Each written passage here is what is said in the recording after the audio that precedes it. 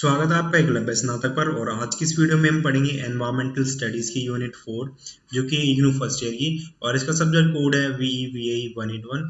और इसकी जो यूनिट 4 है उसका नाम है वाटर एंड लैंड रिसोर्सेज, यानी कुछ जल संसाधन और भूमिगत संसाधनों के बारे में आज की इस वीडियो में हम पढ़ेंगे इंग्लिश मीडियम में। और अगर आप वीडियो इसको हिंदी में देखना चाहते हैं तो इसका जो लिंक है वो आपको डिस्क्रिप्शन बॉक्स में मिल जाएगा, तो वहां से इसको आसानी से देख सकते हैं।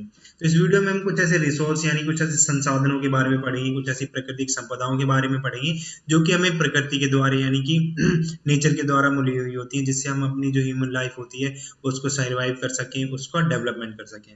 तो जितने भी हमारे प्राकृतिक संसाधन होते हैं उनकी जो मांग है या फिर हम कह सकते हैं जो डिमांड है वो काफी तेजी से बढ़ रही है। तो लेकिन हम ये भी जानते हैं कि जितने भी हमारे रिसोर्सेज यानी कि जो संसाधन होते हैं वो लिमिटेड होते हैं, यानी कि एक सीमित मात्रा में ही हमारी धरती पर मौजूद होते हैं और एक ना एक दिन उनको खत्म होना है। तो हमें क्या जरूरत पड़ती है कि उनको हम कुछ इस तरह से यूज कर सकते हैं कि ये जल्दी से खत्म ना हो, और इसके कुछ अल्टरनेटिव सोर्स को भी हमें देखना चाहिए, क्योंकि जो ह्यूमन की जो नीड है वो कभी खत्म नहीं होगी, लेकिन जितने नेचुरल रिसोर्सेज होते हैं वो एक ना एक दिन उनको खत्म होना है। तो क्या जरूरत पड़ती है कि जितनी हमारी नीड होती है उनको पूरा करने के लिए हमें कुछ अलग अलग तरीकों के बारे में खोजना चाहिए, उनके ढूंढना चाहिए उसके अलग अलग तरीकों को। ठीक है, तो रिसोर्सेज कुछ ऐसी चीजें होती हैं जिसकी यूटिलिटी होती है हमारी लाइफ में। आप कोई भी अपने आसपास में चीज देखते हो, कोई भी वस्तु देखते हो, कोई भी थिंग देखते हो, ठीक है, चाहे वो लिविंग हो या फिर नॉन लिविंग हो, अगर उसकी यूटिलिटी आपकी लाइफ में है तो वो एक रिसोर्स कहलाती है। तो जो air, water, food, plants, animals, metal और जो भी चीज हमारे नेचर में एग्जिस्ट करती है, और अगर उसकी यूटिलिटी होती है हमारी लाइफ में, तो वो हम उसको एक रिसोर्स या एक संसाधन के रूप में कह सकते हैं। तो जितने रिसोर्सेज होते हैं वो दो तरह के होते हैं, नेचुरल रिसोर्स और ह्यूमन मेड रिसोर्स। तो जितने नेचुरल रिसोर्सेज होते हैं वो नेचर की तरफ से मिले हुए होते हैं, यानी कि जो प्रकृति ने बनाए हुए होते हैं उन्हीं को हम नेचुरल रिसोर्स कहते हैं।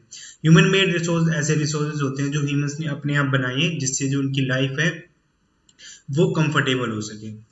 तो जितने भी नेचुरल रिसोर्सेज होते हैं उनको हम दो कैटेगरी में रखते हैं। पहले होते हैं नॉन नॉन रिन्यूएबल रिसोर्स, दूसरे होते हैं रिन्यूएबल रिसोर्स। अगर हम बात करते हैं नॉन रिन्यूएबल रिसोर्स की, ये कौन कौन से होते हैं, तो ये ऐसे नेचुरल सब्सटेंस यानी कि प्राकृतिक वस्तुएं होती हैं जिनको हम रिप्लेस नहीं कर सकते हैं जिस स्पीड से हम इसको कंज्यूम कर रहे हैं। जैसे कि अगर मैं एग्जांपल के लिए बात करूं कि जो हम ऑयल वगैरह यूज करते हैं, जो गैस यूज करते हैं, चाहे वो CNG हो, LPG हो, तो जिस स्पीड से हम उसको कंज्यूम कर रहे हैं हम उसी स्पीड से उसको बना नहीं सकते। इसी को हम नॉन रिन्यूएबल रिसोर्स कहते हैं। ठीक है, और जितने भी हमारे नॉन रिन्यूएबल रिसोर्स होते हैं वो सारे के सारे लिमिटेड होते हैं, यानी कि एक ना एक दिन उनको खत्म होना है, एक सीमित मात्रा में ही हमारी धरती पर मौजूद होते हैं। जैसे जो फॉसिल फ्यूल जिसमें ऑयल, नेचुरल गैस और जो कोल वगैरह है, ये सारे के सारे नॉन रिन्यूएबल रिसोर्स कहलाते हैं, और आपको पता है ये सारे के सारे लिमिटेड मात्रा में है। ठीक है, तो और एक ना एक दिन इनको खत्म होना है। अगर हम बात करते हैं रिन्यूएबल रिसोर्स की, तो ये कुछ ऐसे रिसोर्स होते हैं, ठीक है, इनकी जो सप्लाई होती है वो काफी ज्यादा असीमित होती है, यानी कि इनको हम एंडलेस यूज कर सकते हैं और इनको हम रिप्लेस कर सकते हैं। जैसे कि अगर मैं बात करूं जो हमें सन से एनर्जी मिलती है, बाइंड, जियोथर्मल हीट, इनसे जो एनर्जी मिलती है उसको हम रिप्लेस कर सकते हैं। इनकी जो सप्लाई होती है वो काफी ज्यादा एंडलेस होती है, असीमित होती है, इनको हम जितना चाहें उतना यूज कर सकते हैं, इसलिए इसको हम रिन्यूएबल रिसोर्स कहते हैं। ठीक है, और जो वाटर है यानी कि जो जल है उसको भी हम एक रिन्यूएबल रिसोर्स कह सकते हैं, क्योंकि हम पानी को चाहे जितना भी यूज करें वो कभी खत्म नहीं होगा। और कई लोग ये कहते हैं कि पानी को हमें बचाना चाहिए, ये सही बात है, हमें उसको बचाना चाहिए, लेकिन हम ये नहीं कह सकते कि पानी खत्म हो जाएगा। पानी कभी खत्म नहीं होगा, क्योंकि जो जब तक हमारे अर्थ पे जो बारिश का या फिर प्रेसिपिटेशन का जो प्रोसेस होता है वो चलता रहेगा, तब तक हमें वाटर मिलता रहेगा। अगर हम बात करते हैं जो वाटर होता है वो काफी ज्यादा इसेंशियल होता है हमारी लाइफ के लिए, यानी कि जो हमारे जीवन के 5 प्रमुख तत्व होते हैं उसमें सबसे जो मेन या फिर हम कह सकते हैं सभी इंपॉर्टेंट होते हैं। तो जो वाटर होता है वो काफी ज्यादा अहम रोल प्ले करता है इसमें। ठीक है, और जितनी भी हमारे वाटर रिसोर्सेज होते हैं वो सारे के सारे लिमिटेड होते हैं, और जितना वाटर होता है हमारी अर्थ में वो एक लिमिटेड क्वांटिटी में ही हमारे अर्थ पे मौजूद होता है। आपको पता है जो 73% वाटर होता है पूरे लैंड सरफेस पे फैला हुआ है, और इसमें से भी जो 3% है वही पीने या फिर हम कह सकते हैं फ्रेश वाटर है। ठीक है, और जितनी भी सिविलाइजेशन यानी कि जो सभ्यताएं हैं वो सारी की सारी रिवर बैंक्स के आसपास में फली फूली, और वहीं पे उसकी जो बाढ़ होती है उसी में खत्म हो जाती है। फ्रेश वाटर यानी कि जो मीठा पानी है वो ह्यूमन लाइफ को सस्टेन करने के लिए बहुत ही ज्यादा इंपॉर्टेंट होता है, और जो फ्रेश वाटर होता है उसका जो 1% होता है वो उसी को हम एक्सेस कर सकते हैं अपने यूज के लिए। और इसमें भी जो 1% है उसका जो 73% है वो एग्रीकल्चर में यूज होता है, बाकी का 20% इंडस्ट्रीज में, और जितना बचा कुचा पानी होता है उसको हम डोमेस्टिक यूज में, यानी कि जो हमारी आवश्यकताएं होती है उनको पूरा करने के लिए हम इसका इस्तेमाल करते हैं। ठीक है, और हमारे अर्थ पे इतना पानी मौजूद है जिससे कि हम अपनी जनरेशन और आने वाली जो पीढ़ियां हैं उसकी जनरेशन, उसकी जो नीड्स होती है, उनकी जो आवश्यकताएं होती है उसको आसानी से उसको पूरा कर सकते हैं। लेकिन इसका जो अनइवन डिस्ट्रीब्यूशन है, यानी कि कहीं पे कम है कहीं पे ज्यादा है, तो इसी वजह से जो वाटर की शॉर्टेज होती है वर्ल्ड के कई पार्ट्स में वो देखने को मिलती है। तो जो वाटर शॉर्टेज का मेन रीजन क्या है कि जो अनइवन डिस्ट्रीब्यूशन, यानी कि कहीं पे कम है कहीं पे ज्यादा है, तो ये मेन रीजन होता है वाटर शॉर्टेज का।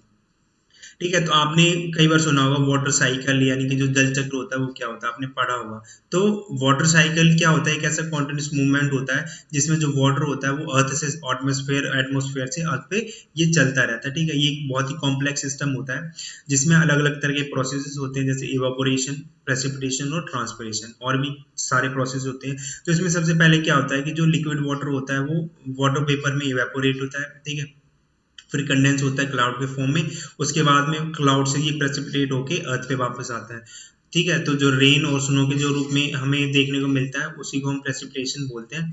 और ये जो पूरा प्रोसेस होता है ये चलता रहता है। इसमें हमें अलग अलग तरह के प्रोसेसेस देखने को मिलती हैं, जैसे precipitation, run of, sublimation, evaporation और ट्रांसपिरेशन। ठीक है, तो सबको हम काफी अच्छे से पढ़ेंगे। तो जो प्रेसिपिटेशन होता है वो एक ऐसा प्रोसेस होता है जिसमें जो वाटर होता है वो क्लाउड की फॉर्म से रिलीज होके रेन, सुनो या फिर हेल के रूप में अर्थ पे आके गिरता है। ठीक है, तो हम ये कह सकते हैं जो बारिश होती है उसी को हम प्रेसिपिटेशन कहते हैं। ठीक है, और ये एक प्राइमरी कनेक्शन होता है पूरी वाटर साइकिल में, जो कि एटमॉस्फेरिक वाटर को अर्थ पे लेके आता है। और जो ज्यादा से ज्यादा जो प्रेसिपिटेशन होती है वो रेन के रूप में होती है, यानी कि लिक्विड फॉर्म में हमारे अर्थ पे पानी क्लाउड से गिरता है। ठीक है, तो जो प्रेसिपिटेशन होती है वो दो तरह की होती है, कंडेंसेशन और दूसरी होती है डिपोजिशन। तो कंडेंसेशन एक ऐसा प्रोसेस होता है जिसमें जो वाटर वेपर होता है वो लिक्विड फॉर्म में कन्वर्ट हो जाता है, यानी कि उसमें बदल जाता है। तो इसमें क्या होता है कि जो वाटर होता है वो लिक्विड बन जाता है। डिपोजिशन एक ऐसा प्रोसेस होता है जिसमें जो वाटर वेपर होते हैं वो सॉलिड फॉर्म अपने आप एक्वायर कर लेते हैं। ठीक है, तो दो बादल हैं, एक से यहाँ पे पानी गिर रहा है, ठीक है, लिक्विड फॉर्म में, तो इसको हम कंडेंसेशन बोलते हैं। और दूसरा जो बादल है वो यहाँ पे स्नो गिरा रहा है, तो उसी को हम डिपोजिशन कहते हैं। अगर हम बात करते हैं रन ऑफ की, तो जो वाटर हमारे जो लैंड सरफेस है उस पे चलता है, उस पे फ्लो करता है। ठीक है, तो उसी को हम रन ऑफ बोलते हैं। और ये जो रन ऑफ वाटर होता है वो रिवर्स के लिए बहुत ही ज्यादा मेन सोर्स होता है। रिवर्स में जो वाटर होता है उसके लिए रन ऑफ सॉइल इरोजन को काफी ज्यादा बढ़ावा देता है, क्योंकि जो सॉइल इरोजन होता है वो एक ऐसा प्रोसेस होता है जिसमें जो मिट्टी होती है वो एक जगह से दूसरी जगह पे चली जाती है। तो जो पानी फ्लो करता है, यानी जो पानी का बहाव होता है वो मिट्टी को एक जगह से दूसरी जगह पे लेके जाता है। और सॉइल इरोजन या फिर हम कह सकते हैं जो रन ऑफ होता है, इसी की वजह से हमें रेनी सीजन में बाढ़ देखने को मिलती है हमारी कंट्री में अलग अलग पार्ट्स में। अगर हम बात करते हैं सब्लिमेशन की, तो सब्लिमेशन एक ऐसा प्रोसेस होता है जिसमें सॉलिड वाटर होता है वो गैस में डायरेक्ट चेंज हो जाता है, और इसमें लिक्विड फॉर्म में पहले कन्वर्ट होने की कोई जरूरत नहीं है। अगर हम कई बार ये सोचते हैं कि पानी को गैस बनने के लिए, सबसे जो बर्फ होती है उसको गैस बनने के लिए क्या चाहिए होता है, सबसे पहले अगर बर्फ है तो उसको हमें लिक्विड फॉर्म में कन्वर्ट करना पड़ेगा, उसके बाद उसको गर्म करके गैस की फॉर्म में उसको रिलीज करना पड़ेगा। ठीक है, लेकिन ऐसा नहीं है, जो सब्लिमेशन एक ऐसा प्रोसेस होता है, ठीक है, जिसमें जो बर्फ होती है वो डायरेक्ट गैस के फॉर्म में कन्वर्ट हो जाती है। अगर हम बात करते हैं इवेपोरेशन की, तो इवेपोरेशन एक ऐसा प्रोसेस होता है जिसमें जो लिक्विड होता है, यानी कि जो लिक्विड होता है वो वाटर वेपर में चेंज हो जाता है। ठीक है, और जितनी भी हमारी एक्वाटिक बॉडीज होती हैं, यानी कि जो जलीय संरचनाएं होती हैं, उन सभी से इवापोरेशन होता है। जो ओशन का जो सरफेस होता है वहां पे जो इवेपोरेशन होता है वो एटमॉस्फेरिक वाटर का जो मेन सोर्स होता है वो हमारा ओशन का सरफेस होता है। यानी कि हम कह सकते हैं कि जो सबसे ज्यादा वाटर होता है वो कहाँ पे इवेपोरेट होता है, वो ओशन के सरफेस से इवेपोरेट होता है, और वही हमारे एटमॉस्फेरिक वाटर का मेन सोर्स होता है। ठीक है, अगर हम बात करते हैं ट्रांसपिरेशन की, तो ये एक ऐसा प्रोसेस होता है जिसमें जो पेड़ या फिर जितने प्लांट्स होते हैं वो अर्थ से पानी को ऑब्जर्व करके अपनी स्टैंड के थ्रू अपनी पत्तियों तक ले जाते हैं, और पत्तियां उसको वाटर वेपर में कन्वर्ट करके उसको हमारे एटमॉस्फेयर में रिलीज कर देती हैं। ठीक है, तो ये जो पूरा प्रोसेस होता है इसी को हम ट्रांसपिरेशन कहते हैं। हम ये देखते हैं कि जो हमारा अर्थ होता है उस पर हमें वाटर होता है कई तरह के रूप में देखने को मिलता है, अलग अलग इसकी फॉर्म होती है वाटर की। तो जो पहली फॉर्म होती है वो होती है फ्रेश वाटर, यानी कि जो मीठा पानी होता है जिसको हम अपनी नीड्स के लिए अपने नीड्स के लिए यूज कर सकते हैं। ठीक है, तो उसी को हम फ्रेश वाटर कहते हैं। जो लेक, रिवर्स, पॉन्ड्स, ग्लेशियर्स वगैरह में जो वाटर होता है उसी को हम फ्रेश वाटर कहते हैं। ठीक है। दूसरा होता है मरीन वाटर। मरीन वाटर वो होता है जो हमें खुले महासागर समुद्र में हमें जो जल देखने को मिलता है, उसी को हम मरीन वाटर कहते हैं।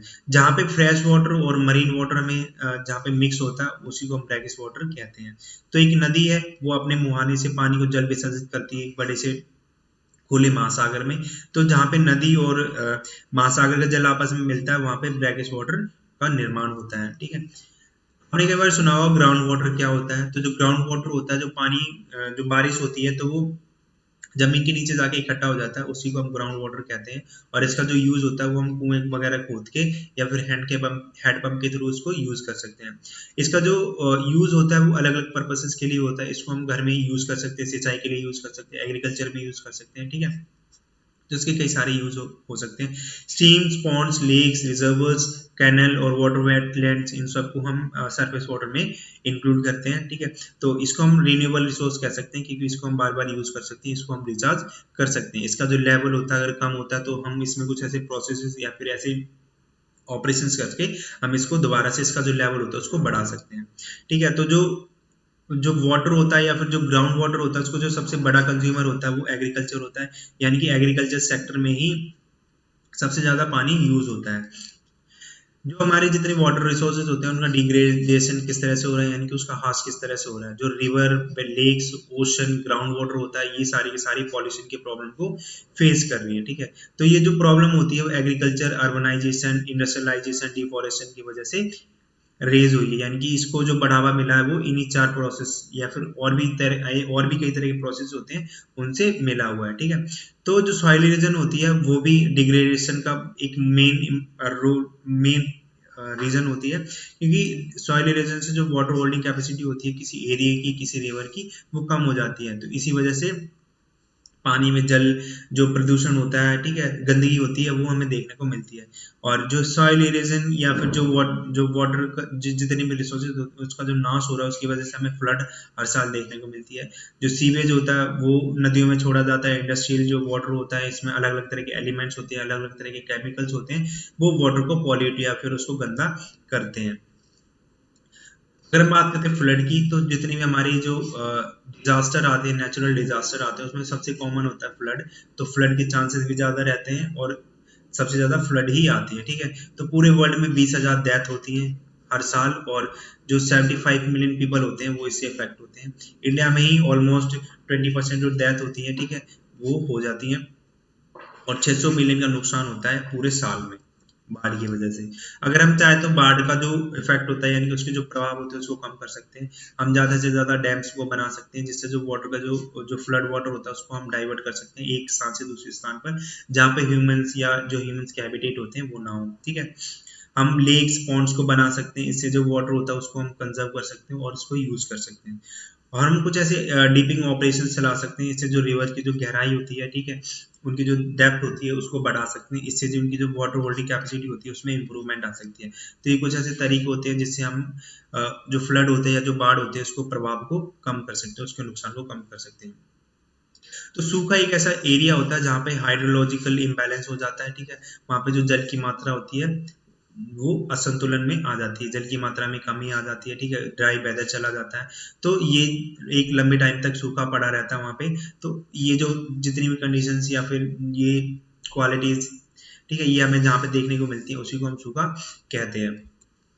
ठीक है। जो सूखा होता है उसके कुछ रीजंस होते हैं। तो वहाँ का जो लैंड और वाटर होता है उसका टेम्परेचर काफी ज्यादा होता है। तो वाटर का अगर टेम्परेचर ज्यादा है तो वो इवेपोरेट होके एटमोसफेयर में चला जाएगा, और लैंड वहाँ पे ग्लोबल वार्मिंग या फिर जो लैंड का टेम्परेचर होता है, ठीक है, उसको बढ़ाएगी। सॉइल की जो सॉइल में मॉइस्चराइजेशन होती है उसमें कमी आ जाती है, वहाँ पे सूखा पड़ने के चांसेस रहते हैं। वहाँ पे कुछ वाटर इश्यूज चलते रहते हैं, जैसे वहाँ पे जो सप्लाई होती है वो काफी कम होती है, लेकिन जो लोगों की डिमांड होती है वो काफी ज्यादा होती है। डिफोरेस्टेशन से जो पेड़ होते हैं, ठीक है, वो वाटर को होल्ड करके रखते हैं। ठीक है।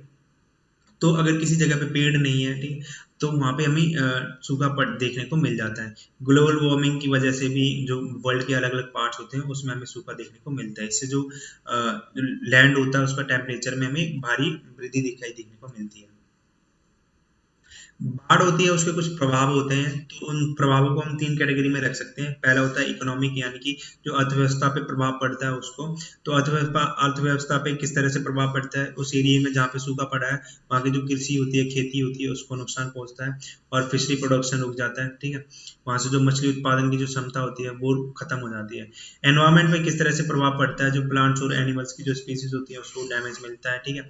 और ग्लोबल वार्मिंग में हमें वृद्धि देखने को मिलती है। हमारे समाज पे किस तरह से इसका प्रभाव पड़ता है, तो जो सोसाइटी होती है, ठीक है, सामाजिक के लोगों पर वहाँ पे फूड शॉर्टेज आ जाती है, खाद्यान्न संकट उत्पन्न हो जाता है, लोगों को खाने के लिए कम खाना मिल पाता है, क्योंकि वहाँ पे की अगर जो खेती वगैरह है वहीं वो पहले से ही उस नुकसान में चल रही हो, ठीक है, तो वहाँ पे फूड की शॉर्टेज होना लाजमी होता है।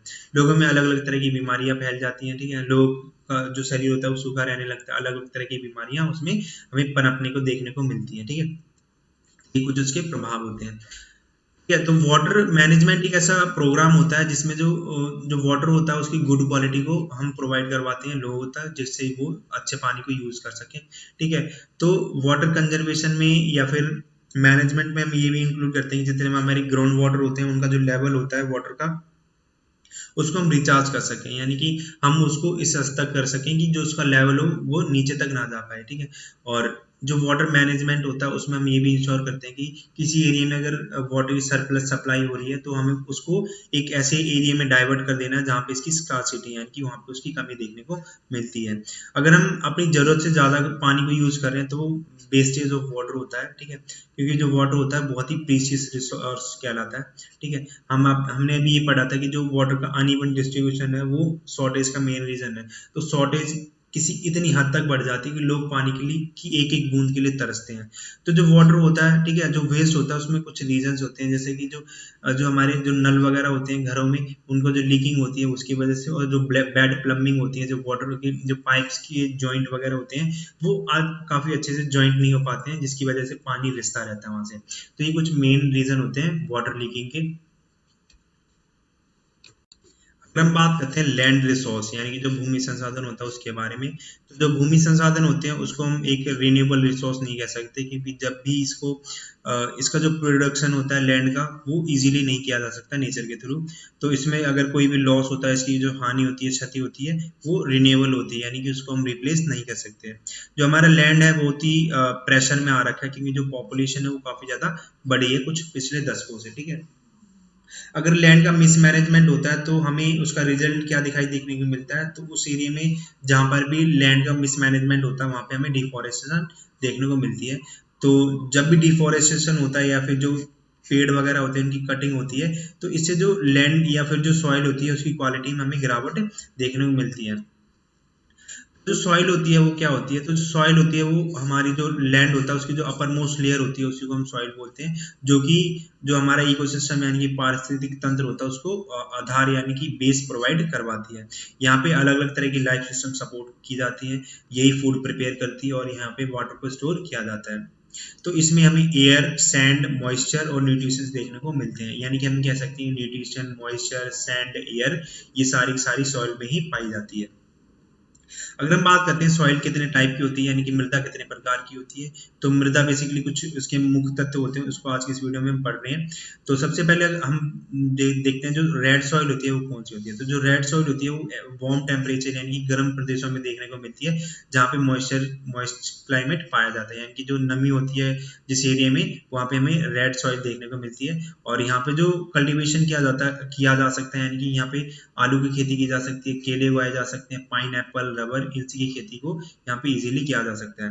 अगर हम बात करते हैं ब्लैक सॉइल की यानी कि काली मृदा की, तो ये जो नाम से पता चल रहा है ये काली होती है कलर में, ठीक है। यहाँ पे इसमें जो ह्यूमस की मात्रा होती है काफी ज्यादा पाई जाती है और ये बहुत ही ज्यादा फर्टाइल होती है। तो इसमें हम गन्ने की खेती की कर सकते हैं, यहाँ पे मूंगफली उगा सकते हैं, कॉटन, राइस, इनकी खेती हम आसानी से कर सकते हैं। फिर हम बात करते हैं एलुवल सॉइल की, यानी कि जो सबसे फर्टाइल जो सॉइल पाई जाती है वही एलुवल सॉइल होती है।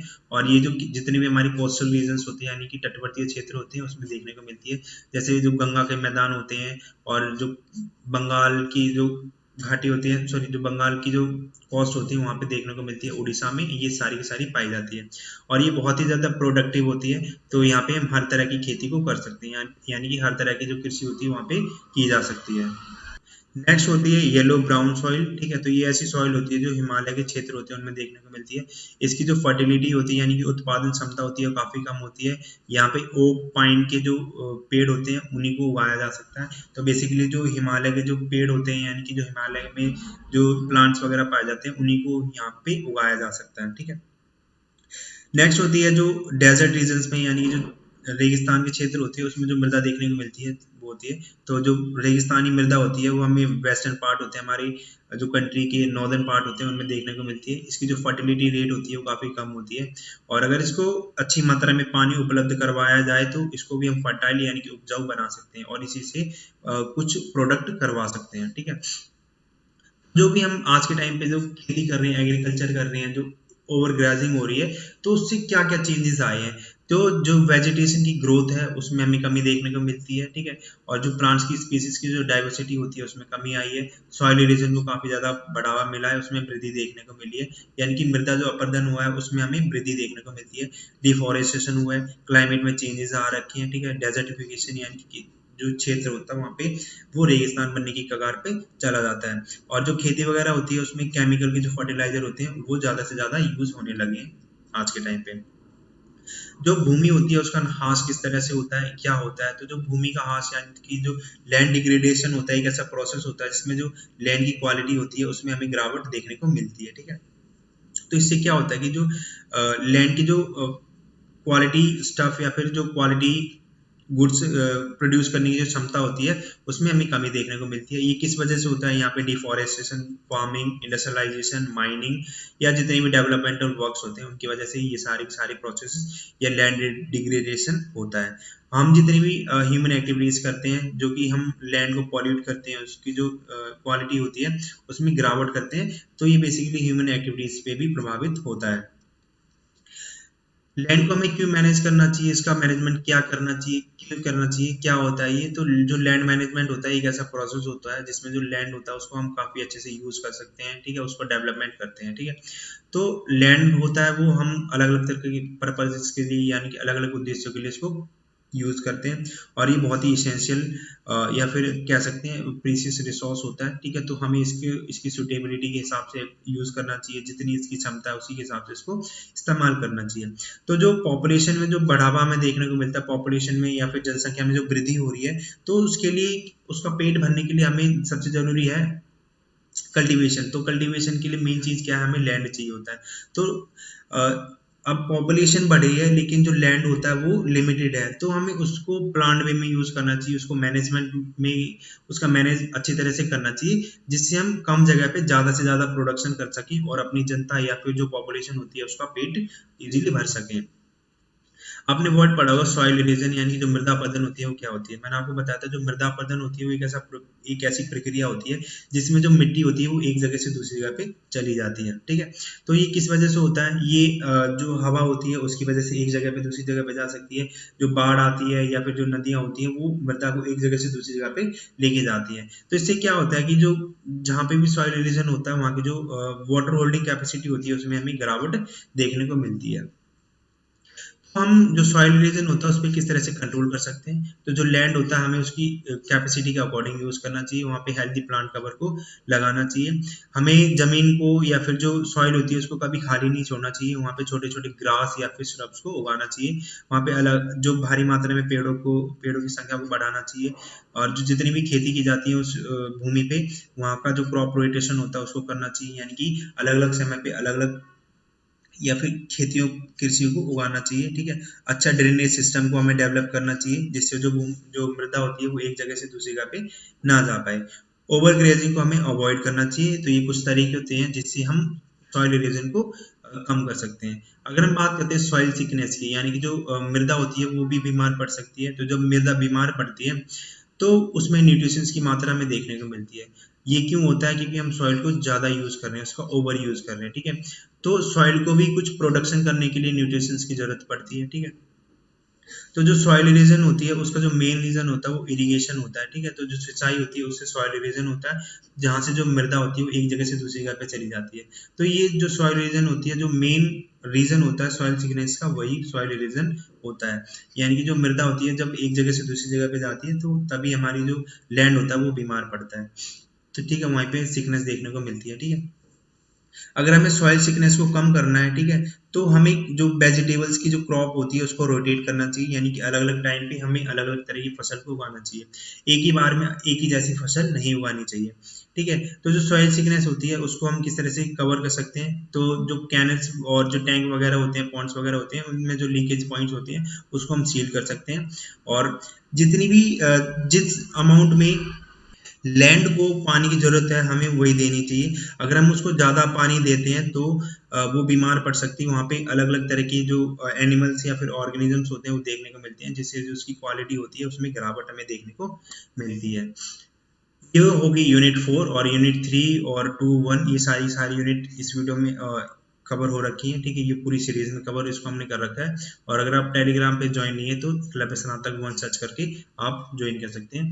और अगर आपको सब्जेक्ट से रिलेटेड कोई भी डाउट हो तो आप कमेंट कर सकते हैं। चैनल को सब्सक्राइब करें। जय हिंद।